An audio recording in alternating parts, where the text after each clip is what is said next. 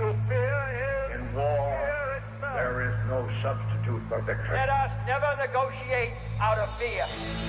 We stand undivided, forever united, fighting hand in hand for the liberty we've earned, for glory and honor, for our sons and daughters, ever mindful of the lessons we've learned. Let the torch of freedom burn.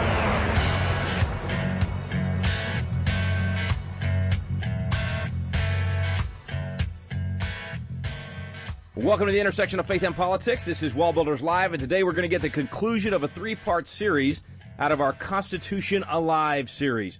In that Constitution Alive series, we cover every amendment, every article. We walk you through the Constitution and give you the original intent. And this week we've been sharing with you Section 4 out of Constitution Alive, which is about the Congress. And this three-part series, if you happen to miss yesterday or the day before, you can go to our website right now at WallBuilders Live and grab it. But we're going to pick up right where we left off yesterday with Constitution Alive. This next clause there, if you're on page 12 where we're going through the enumerated powers, I know we don't like it. I don't like these $1 trillion deficits, friends. I think they're immoral. I think they're wrong. Unfortunately, they are constitutional. And that phrase says to borrow money on the credit of the United States. It's one of the powers we put in the bucket. And of course, we want them to be able to fight wars. At some time, you might have, you know how close we were to amending that part of the Constitution? We almost had a balanced budget amendment, 1999. Anybody know? How close were we? One. You got it right there, ma'am. One vote. One vote. We could have had it with one more vote. Don't tell me your vote doesn't count.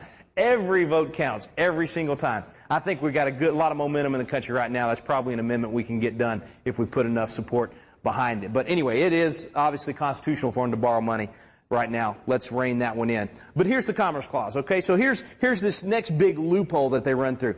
I see three areas right here that the federal government has the power. We gave them or loaned them the power to regulate three areas of commerce. Now, regulate does not mean micromanage. Back then it meant to make regular. So it doesn't mean they get to micromanage it. It means they actually get to make it regular, which is back to this idea of general welfare. It's back to the idea of protecting the system itself. And in commerce, what's the system you want to protect? The free flow of free enterprise, right? So in order to do that, we gave them the power to be the negotiators, if you will, in these three areas of commerce. Three areas only. Number one, we said they can regulate commerce with foreign nations. We already mentioned we don't want 50 states negotiating with these countries and having 50 different treaties. So we let the federal government do that. Fair enough. Second category, and among the several states, as Thomas said, that's interstate commerce. So that interstate commerce that crosses a state line, you could say that the federal camel nose is under the tent. We loaned them the power to, in some way, make regular commerce across state lines. Now, that doesn't mean micromanage. What it means is we're not going to let one state abuse another state in terms of free enterprise. For instance, in Texas, we've really, over the last few decades, increased our agriculture in the area of vineyards and having wineries all around Texas, and it's actually become a big part of our agriculture. Well, California, obviously huge in that, right? Well, Texas legislature cannot pass a law that says, well, we really want to help these guys with these vineyards in Texas be able to do better in their sales, so Texans can't buy California wine anymore. We're going to impose a blockade. That's why we want a commerce clause in the Constitution so that the federal government can say to Texas, no, you can't do that. We want the free flow of commerce because we believe in the free market. And we believe that if you allow that free market to flow, everybody's going to be better off. So that's a legitimate function of the federal government. And then the last category with the Indian tribes. So you've got sovereign Indian tribes. You ought to have the nation of the United States negotiating with them and not all these individual states in terms of the commerce. So there's your three categories: foreign nations, interstate commerce, and your Indian tribes. So I'm just curious, why is it, if I'm going to put a new bathroom in my house, let's say I'm going to do a little remodeling, I'm going to add a new I'm going to remodel a bathroom. If I call up Joe the plumber up there in Ohio and I say, hey Joe, would you come in and do my bathroom for me? And he says yes, he's going to come, so he's going to bring in tools, he's going to bring in some guys. I got some interstate commerce going on now, right? So the feds actually have an opportunity to make regular this transaction. What if my wife says, you know, honey, I was looking online and they've got this beautiful, fancy, you know, foo-foo toilet in France that I want to order. It's only $1,200, baby. And she's going to order this thing from, now the federal government's got an international, right, we got a foreign nation involved, so now they can make regular the transaction of my remodel in my house.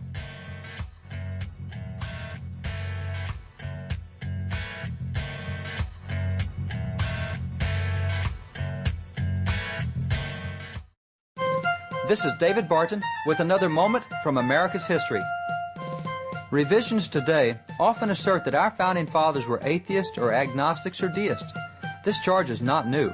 In fact, Patrick Henry was even called a deist in his lifetime. Clearly, no one could question his patriotism, but Henry was hurt that they would question his Christianity.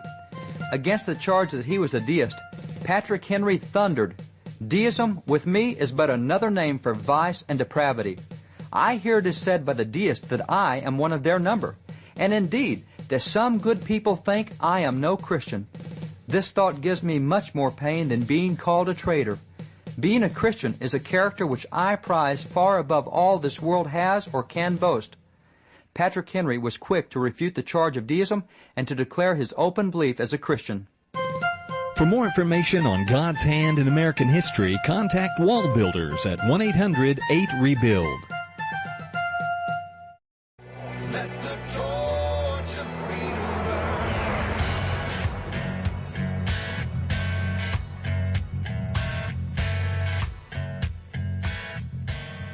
What happens if Joe the plumber calls me and says, "Rick, man, I got 15 tea parties I'm speaking at this month. There ain't no way I can get down there to do your bathroom. You're going to have to find somebody local, so I can't get Joe the plumber from Ohio, so I hired Joe Smith down the road in Dripping Springs, Texas. He's going to come do it.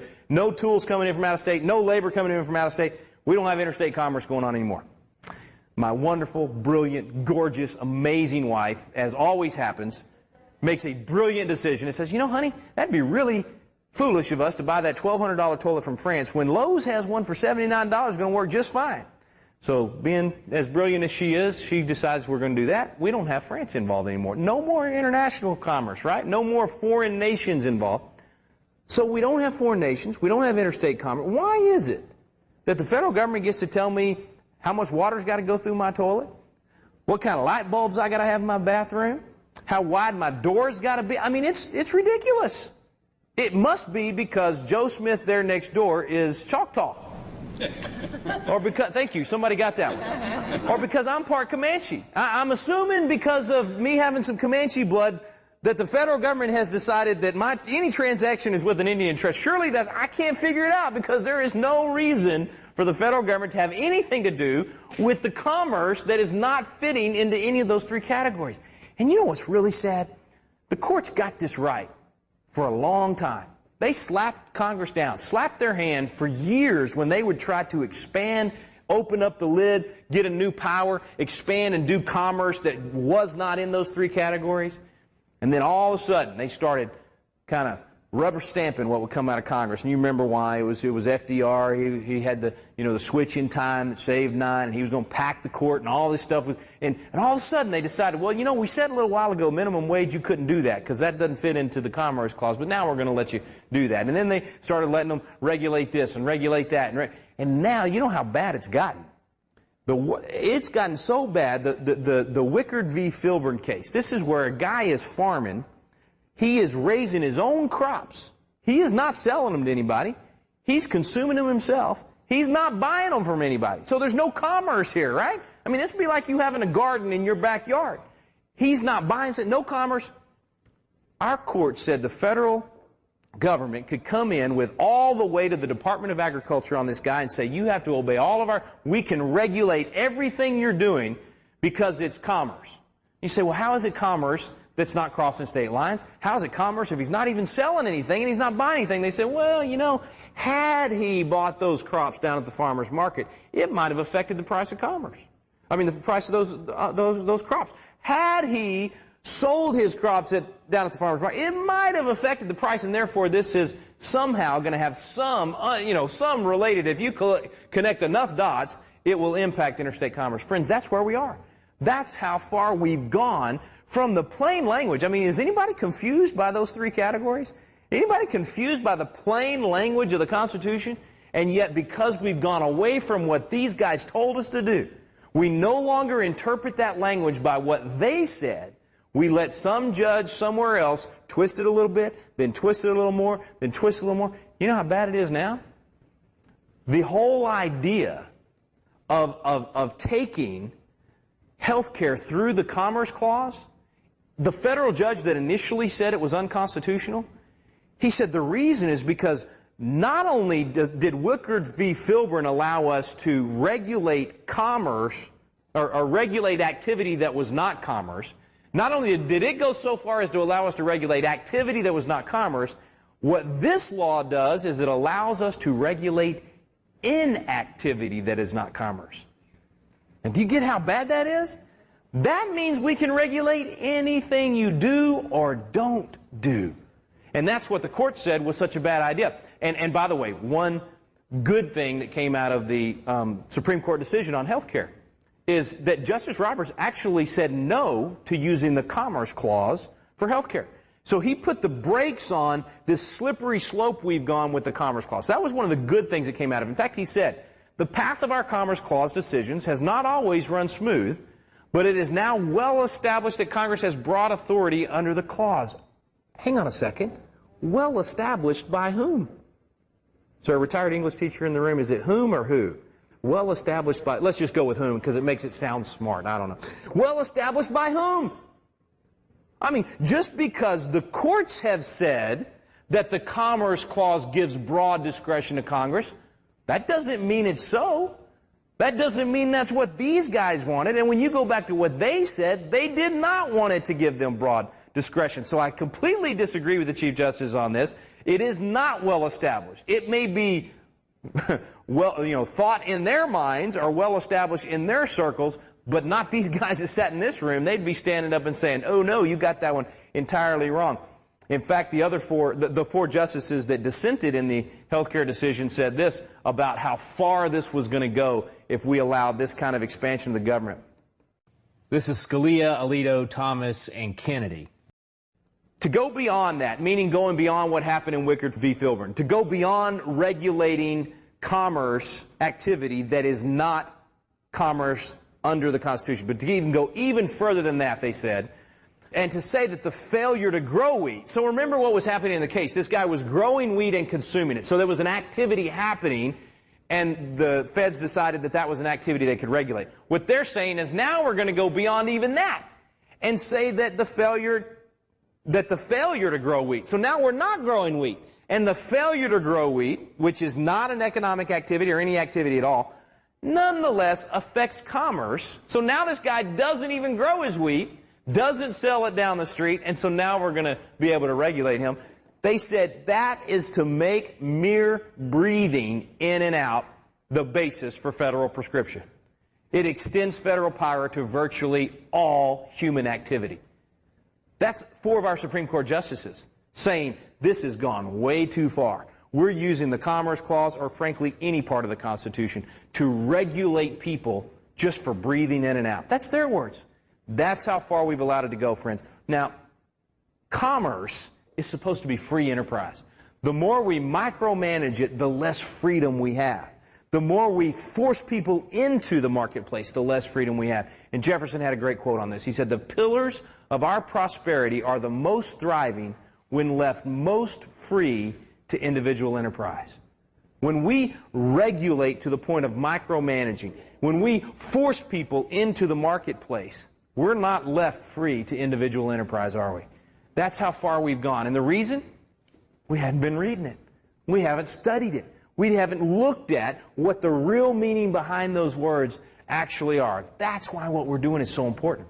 Because, see, if you and I can go back to what these guys actually did and said, if we can learn what they really intended, and then we can go back home and we can share it with our friends and family, if we can use this knowledge in the decisions we make about who we elect to go to Congress, if we can begin to get young people to understand this and someday run for Congress, then we can get members of Congress that understand these things and we can rein this thing in. We can turn it back, folks. we can get Congress back into its proper bucket, if you will, with the lid on it. We'll just do our duties as citizens.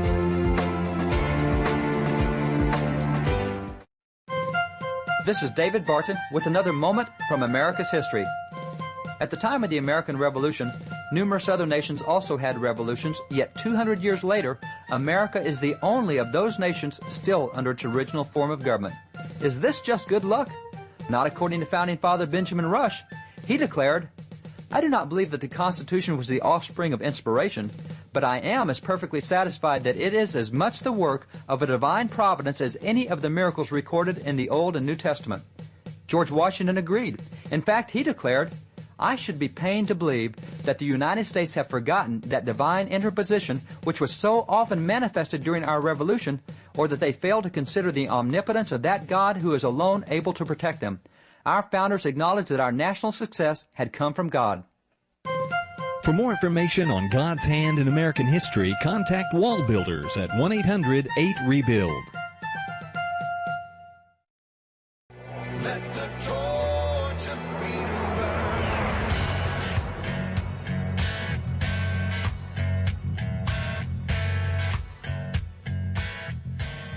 Constitution alive means that this document is still alive. It is still applicable today to our lives. Well, David, I believe we can get to those big changes, but you know, and they will restore our constitutional republic if we bring them in. But to get to those, we have to dive into the details. And it makes me think about why the founders got so detailed. I mean, for them to sit in that hot room and sweat it out and actually go through line by line, like you said earlier, post roads, and all these specific details. Why did they do that? Why not just have one general statement that said government can do whatever's necessary to protect us? They had a real distrust of power. They had been through it themselves with the king, but they've also been through it in the scriptures. And John Adams, for example, is one that in multiple letters talks about Jeremiah 17:9 as the basis for why they separated powers, because the scripture says the heart of man is desperately wicked, who can know it? In other words, if you leave man to his own devices, it will turn bad. So they distrusted government because they distrusted man. They distrusted man. And so man is not naturally good. You have to corral him and get him to do the right things. It's kind of funny. Who teaches 2-year-olds to lie? It just comes natural. You don't have to. I mean, there's 43 toys in a room, and the kid can have any one, but if his sister picks up that one, that's the one. Who taught him? You know, who taught him selfishness? That's just part of human nature. And so they understood the nature of man. That look, there are ways you can learn self-control, but there are other times you have to exert control, because they've seen all the stuff that happened in France. They've seen Robespierre and all the stuff that went with that. They've seen the revolution in Greece. They've seen all these revolutions. And they've been under British history themselves, watching what's happened with the different kings, whether it was William and Mary or whether it was Mary, Queen of Scots, totally different approaches. So they knew history, they knew the character of man, and as John Adams said, they knew the Bible. Therefore, we separate powers, and we're really specific. We're not going to just tell you general categories. We're going to tell you what you can do. And the other reason is, you remember we were talking earlier about battle plans and battle maps. You get up there. Looking at the bird's eye view, really getting, All right, so we're up here, and we understand that we also are creating a federal republic which shares power with lower-level entities, and that's the state and communities. And so just as we have to separate power horizontally, we separate between the judiciary and the executive, and we separate it over here with the legislative. And by the way, not only did they separate powers, the Federalist Papers said that they gave each branch constitutional arms of self-defense. In other words, if that branch starts doing something you're supposed to be doing, fight back. You've got some tools in your toolbox. Now, I will just about guarantee you ask a congressman today, name me 5 tools you have to fight back against the judiciary, and they can't tell me a thing. But the Constitution gave each branch tools to fight back. Name me 5 tools you have against an overreaching executive. Name me 5, whatever it is. The other branches don't know that anymore. And so the founders were very specific. What a waste, because it really is a brilliant battle plan that the founders put in place to keep these different... And they wrote it all down. You know, and I'm sure if they were here today, they'd say, Are you just all illiterate? Why aren't you using what we gave you? Are you lazy? Yeah. I mean, this room is filled with their writings, and they're online, by the way. I mean, this wasn't a secret meeting that they didn't expose all the secrets. You know, they gave us all the secrets. Here it is. You know, all the discussions in the Constitutional Convention, they're right here, and those were private discussions at the time, so they could be very candid. But they made them public. But then they came out and said, "Here's what we've got for you, and here's a lot." So it's real simple stuff. But what happens is we also have a separation of powers, not between the three branches, but between the levels of government. And that's federalism. Yeah. Hey, federal government, there's only certain things you can do. And by the way, state governments, here's what you can do, and local governments, here's what you do. And so that bicameralism of horizontal separation and branches, and then the vertical separation powers that Thomas Jefferson talks about are very significant. So what they did, understanding all the components that have some jurisdiction in this, they said, okay, we're going to tell you specifically what Congress can do, what the President can do, and what the judicial branch can do. Yeah. Now, does that mean that there's not other stuff to be done? No, there definitely is. But that's why we give you the 9th and 10th Amendment. And the 10th Amendment says anything we didn't specifically give to Congress belongs to the states. We gave 18 areas to Congress. That means 4,432 areas belong to the states. That's part of the vertical separation of powers. People today look at that and say, well, they didn't say we couldn't do it. Yeah, they did. The 10th Amendment said if we didn't tell the government they could do it, then they can't.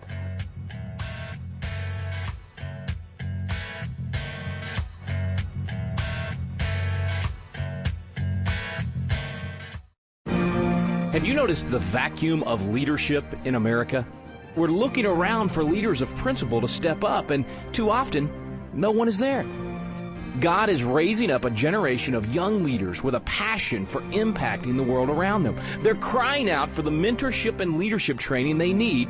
Patriot Academy was created to meet that need. Patriot Academy graduates now serve in state capitals around America, in the halls of Congress, in business, in the film industry, in the pulpit, and every area of the culture. They're leading effectively and impacting the world around them. Patriot Academy is now expanding across the nation, and now's your chance to experience this life-changing week that trains champions to change the world. Visit patriotacademy.com for dates and locations. Our core program is still for young leaders 16 to 25 years old, but we also now have a citizen track for adults. So visit the website today to learn more. Help us fill the void of leadership in America. Join us in training champions to change the world at patriotacademy.com. Let the torch of freedom burn.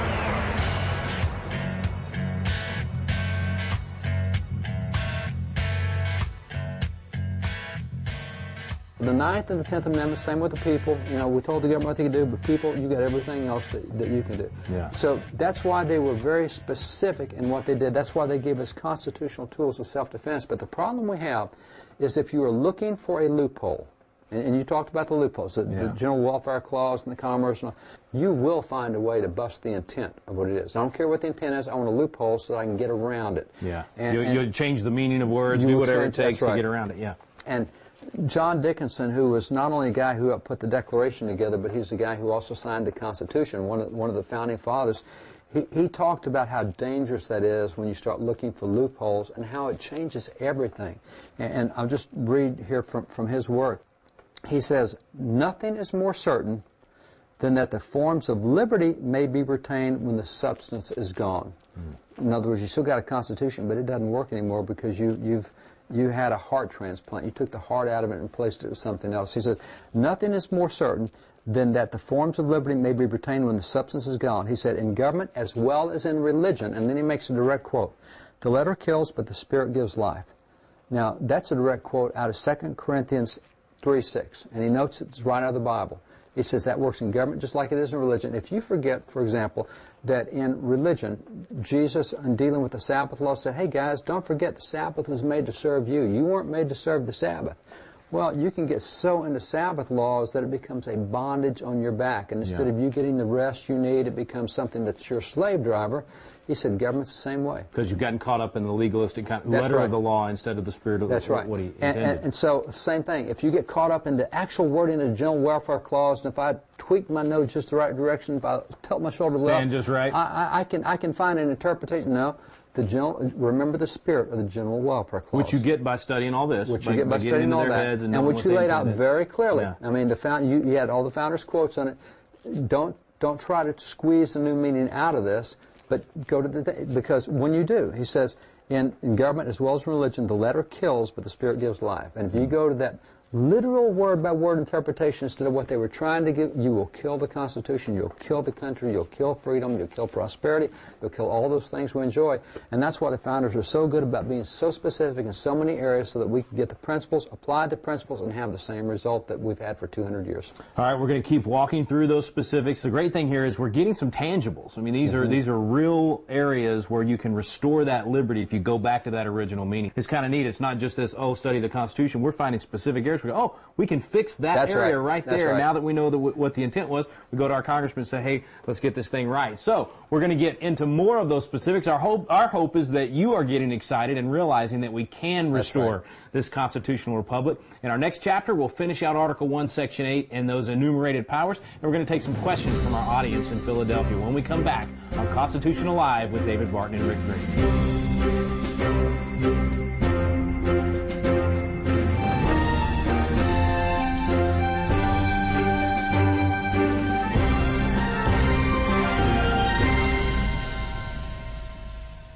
Well, that's it, folks. Thanks for joining us today. This three-part series has ended today. It's Constitution Alive. That was Section 4 covering the Congress. Actually, Section 5 also covers the Congress. It took 2 full sections to do that and talk about those enumerated powers. Sorry we couldn't share more with you today. We're out of time. But if you go to our website at wallbuilderslive.com, you can get the entire 3-part series we have shared with you this week right there online and share it with your friends and family. Get them educated about the true intent of the Constitution and what the founders intended for the proper role of our Congress to be, what the federal government's actual jurisdiction should be under the Constitution. You can find out more at our website at wallbuilderslive.com. We stand under